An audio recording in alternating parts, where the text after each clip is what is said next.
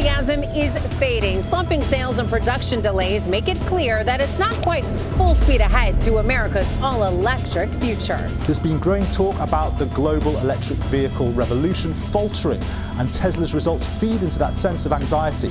And here in the UK, by one measure, the share of new cars sold which were purely electric fractionally declined in 2023. EV sales in general are declining. America वो देश है जिसकी Tesla ने EV revolution चालू करा, जिसकी देखा देखी ऑलमोस्ट हर एक कार कंपनी ने इलेक्ट्रिक कार्स बनाना चालू करा और दुनिया भर की कई सारी नई इलेक्ट्रिक कार कंपनी से जन्म दिया। और आज वही अमेरिका है जिसके लिए New York times, BBC, business insider और CNBC जैसे ना जाने कितने ही बड़े बड़े न्यूज पोर्टल्स ये खबर छाप रहे हैं कि अमेरिका के अंदर इलेक्ट्रिक कार्स का क्रेज खत्म होता जा रहा है।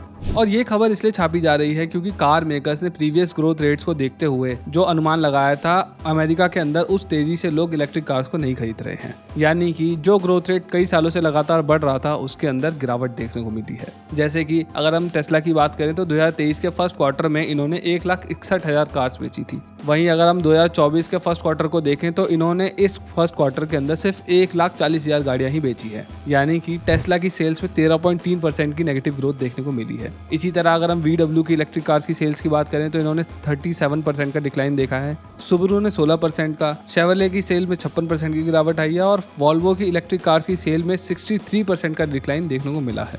अब ऐसा भी नहीं है कि सभी कार ब्रांड्स की सेल्स गिरी हैं। कई कार ब्रांड्स ऐसे भी हैं जिनकी सेल्स एक्चुअली में बढ़ी हैं, जिनमें फोर्ड भी शामिल है। लेकिन अगर हम ओवरऑल US मार्केट की सेल्स को एनालाइज करें ना, तो ओवरऑल EVs की सेल्स के मामले में हल्का सा डिप तो हमें देखने को मिलता है लास्ट कुछ क्वार्टर्स के मुकाबले। अब आप लोग बोलोगे कि यार तुम इतने छोटे से डिप के पीछे एक पूरी की पूरी वीडियो बना के बैठ गए हो, इस वीडियो की आखिर जरूरत क्या थी, राइट? वेल, इवन तो ये सेल्स का जो डिप है ना वो छोटा सा दिख रहा है, लेकिन जो इसके पीछे के रिजल्ट्स है ना वो कैटास्ट्रॉफिक है। क्योंकि ब्रांड्स तो लगातार इंक्रीज होती हुई ईयर ऑन ईयर सेल्स के हिसाब से अपनी EVs को मैन्युफैक्चर कर रहे थे, पर जैसे ही मार्केट के अंदर डिमांड गिरी ना, ये इलेक्ट्रिक कार्स शोरूम्स के अंदर पाइल अप होने लगी। और एक रिपोर्ट के मुताबिक फिलहाल पूरे अमेरिका के जितने भी शोरूम्स है ना उनमें लगभग 90,000 इलेक्ट्रिक कार्स पाइल अप हो चुकी हैं, क्योंकि अमेरिका के अंदर लोग इलेक्ट्रिक कार्स को खरीदने में उतना ज्यादा इंटरेस्ट नहीं दिखा रहे हैं। और यही देखते हुए ब्रांड्स भी बहुत ज्यादा चौकन्ने हो गए हैं। जैसे अगर हम सबसे पहले फोर्ड की बात करें तो इवन दो फोर्ड की जो सेल्स थी वो ईयर ऑन ईयर बढ़ी ही है, लेकिन उनका जो F-150 लाइटनिंग पिकअप ट्रक है इलेक्ट्रिक वाला, उसकी सेल्स में हमें कमी देखने को मिली है। जिसकी वजह से फोर्ड ने क्या किया है कि उन्होंने अपने F-150 लाइटनिंग पिकअप ट्रक की प्रोडक्शन को बहुत ही ज्यादा कम कर दिया है। और फोर्ड जिन्होंने पहले ये बोला था कि वो 2030 तक एक फुली इलेक्ट्रिक कार मैन्युफैक्चरर बन जाएंगे, अब वो ऐसा करने से इनकार कर रहे हैं। और अब उनका प्लान 2030 तक हाइब्रिड कार्स पर ज्यादा फोकस करने का है। उनका मानना यह है कि अब वो 2030 तक एक बड़े हाइब्रिड कार मेकर बनकर उभरेंगे। और अगर देखा है तो फोर्ड ही अकेला ऐसा ब्रांड नहीं है जो फ्यूचर में फुली इलेक्ट्रिक कार मेकर बनने के वादे से बैक ऑफ कर रहा हो। General Motors, Mercedes Benz, Volkswagen, JLR और एस्टन मार्टिन भी ऐसे ब्रांड्स हैं जो पहले पूरी तरीके से इलेक्ट्रिक कार मेकर बनने का वादा कर रहे थे, लेकिन अब ये अपने इन शब्दों को वापस ले रहे हैं और अपने फुली इलेक्ट्रिक कार मेकर बनने के प्लान्स को या तो रद्द कर रहे हैं या फिर डिले कर रहे हैं। और ऐसा इसलिए है क्योंकि जो EV सेल्स की ग्रोथ में कमी आई है वो सिर्फ अमेरिका में नहीं हुई है, बल्कि यूरोप में भी ऐसा देखने को मिला है।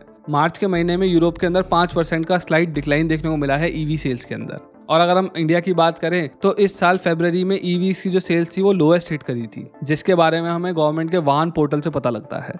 देखो, ये सब पढ़ने के बाद मुझे ये समझ में आ रहा है कि ये जो सेल्स की ग्रोथ में स्लम्प है ना, कोई बहुत बड़ा नहीं है। और हर देश ऐसा भी नहीं है जहां पर ऐसी गिरावट देखने को मिली हो, जैसे कि चाइना, वहां तो अभी भी बहुत तेजी से बढ़ रही है सेल्स। पर ज्यादा सीरियस स्लो डाउन ना होने के बाद भी आज हम इसके बारे में इसलिए बात कर रहे हैं क्योंकि ये हल्का सा स्लो डाउन ही कस्टमर के चेंजिंग बिहेवियर को दर्शाता है, जिसकी वजह से कार मैन्युफैक्चरर्स भी काफी ज्यादा डरे हुए दिखाई दे रहे हैं। और ऐसा ही कुछ मानना है multinational financial institute Goldman Sachs का भी। उनके हिसाब से 3 मेजर रीजंस हैं जिनकी वजह से बायर्स का इंटरेस्ट इलेक्ट्रिक कार की तरफ से कम होता जा रहा है। पहला है EVs की हाई एक्वायरिंग कॉस्ट, दूसरा है गवर्नमेंट की बदलती पॉलिसीज, यानी कि जो वो पहले ज़्यादा सब्सिडीज दे रहे थे अब उन्होंने उसमें शॉर्टेज करी है और ऐसा कई देशों में देखने को मिला है। और तीसरा है इंफ्रास्ट्रक्चर, यानी कि कई देशों में हमें देखने को मिल रहा है कि चार्जर्स तो हैं इलेक्ट्रिक कार्स को चार्ज करने के लिए, लेकिन फास्ट चार्जर्स अभी भी अवेलेबल नहीं है और इंडिया का हाल तो बहुत ही ज़्यादा बुरा है। लेकिन ये जो 3 चीज़ें मैंने आपको बताई है ना, ये तो आप भी जानते हो। इसीलिए मैं आपको अब 2 नए रीजंस बताता हूं जिनकी वजह से रीसेंट डाउनफॉल देखने को मिला है हमें EVs की सेल्स में। जिसमें एक तो है ईवीज की रीसेल मार्केट में नॉन एग्जिस्टेंट डिमांड और दूसरा है हाइब्रिड्स की बहुत ही ज़्यादा बढ़ती हुई डिमांड। पर उससे पहले मैं आप लोगों को एक बात बताना चाहूँगा, और वो ये कि ऐसी वीडियोस बनाने में ना हमें बहुत ज़्यादा मेहनत लगती है, और अगर आप लोग हमें सब्सक्राइब करते हैं ना तो हमें ऐसी और वीडियोस बनाते रहने का ना बहुत ज़्यादा मोटिवेशन मिलता है। तो please consider subscribing to our channel, ताकि हम लोग और भी ज़्यादा ऐसी इन्फॉर्मेटिव वीडियोस बना सकें और आप लोगों की इन्फॉर्मेशन में एडिशन करते रहें। तो चलिए वीडियो में आगे बढ़ते हैं और रीज़न नंबर 1 की बात करते हैं। अच्छा, अब ये तो हम सभी लोग जानते हैं कि ये जो ईवीज होती है ना, इनके प्राइसेस नॉर्मल आइस कार से काफ़ी ज़्यादा होते हैं, लेकिन पिछले 2-3 सालों में ईवीज की सेल्स बढ़ने के बाद अब ईवीज के कैपिटल कॉस्ट को लेकर एक नई प्रॉब्लम और सामने आने लगी है, जो कि है इनकी रीसेल वैल्यू से जुड़ी हुई। अब जब इलेक्ट्रिक कार्स को मार्केट में आए हुए थोड़ा सा टाइम हो गया है, और अब जब लोग अपनी इन गाड़ियों को यूज्ड कार मार्केट में निकाल रहे हैं, तो उनको ये देखना पड़ रहा है कि उनकी गाड़ियों की बिल्कुल भी डिमांड नहीं है। As per reports from America and Europe, ये जो यूज्ड इलेक्ट्रिक कार्स है ना, इनके बायर्स ऑलमोस्ट नॉन एग्जिस्टेंट हैं उन कंट्रीज के अंदर। मतलब कि कोई भी यूज्ड इलेक्ट्रिक कार को खरीदना ही नहीं चाहता है, और इसी कम डिमांड की वजह से इन गाड़ियों की यूज्ड कार मार्केट के अंदर जो वैल्यू है ना, वो बहुत ही ज़्यादा तेज़ी से गिर चुकी है। और साथ ही साथ इसी रीज़न की वजह से नए इलेक्ट्रिक कार्स की सेल में भी डिप देखने को मिल रहा है। क्योंकि क्या होता है कि जब लोग कार खरीदते हैं ना, तो वो ये भी सोच के चलते हैं कि आगे उन्हें अपनी गाड़ी बेचनी भी पड़ेगी, और आगे चल के अगर आपकी गाड़ी बिकने ही नहीं वाली है, या फिर उसकी जो डिमांड है वो बहुत ज़्यादा कम है, मुश्किल होगा उसके लिए बायर ढूंढना, तो आप शायद नई गाड़ी भी ना खरीदो, उस पर्टिकुलर मॉडल को ना खरीदो। और ये तो मैं यहाँ पर यूरोप और अमेरिका से आई हुई खबरों को बता रहा हूँ। अगर हम इसको इंडिया के कॉन्टेक्स्ट में समझें, तो बहुत सारे इंडियंस ऐसे हैं जो हुंडई और मारुति की गाड़ियाँ खरीदते ही इसलिए हैं क्योंकि उनकी जो रीसेल वैल्यू होती है वो काफ़ी ज़्यादा अच्छी होती है। ऐसे में आप सोचिए, जब इंडियंस अपनी पुरानी ईवीज के लिए बायर ढूंढने के लिए निकलेंगे और उनको पता लगेगा कि भाई कोई खरीदना ही नहीं चाहता उनकी गाड़ी, तो क्या वो आगे इन गाड़ियों को किसी और को सजेस्ट करेंगे? सजेशन तो छोड़ो, क्या वो इन्हीं गाड़ियों को दोबारा लेंगे? ये बहुत बड़ा सवाल है। अच्छा, अब ये तो हम समझ ही रहे हैं कि यूज्ड इलेक्ट्रिक कार्स ज़्यादातर लोग लेना नहीं चाहते हैं, लेकिन इसके पीछे रीज़न क्या है? वेल, इसका सिंपल सा आंसर है बैटरी कैपेसिटी डिप्लीशन।